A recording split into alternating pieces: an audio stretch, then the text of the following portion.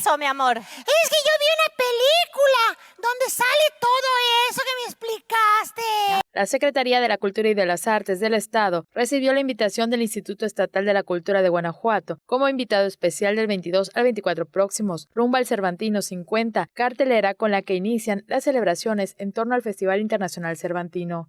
Yucatán llevará a Guanajuato 14 propuestas a la celebración, antesala de la histórica edición 50 del festival, el escaparate cultural más importante de Iberoamérica.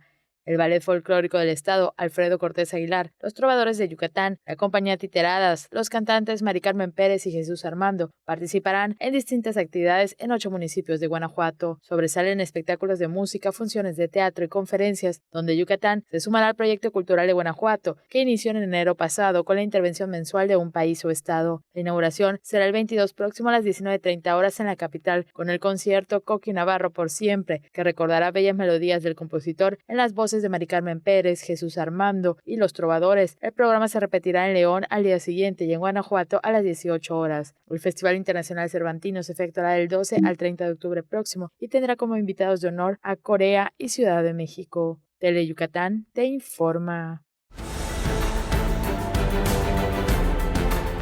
Tele Yucatán te informa, lunes a viernes, 8 de la noche. Síguenos.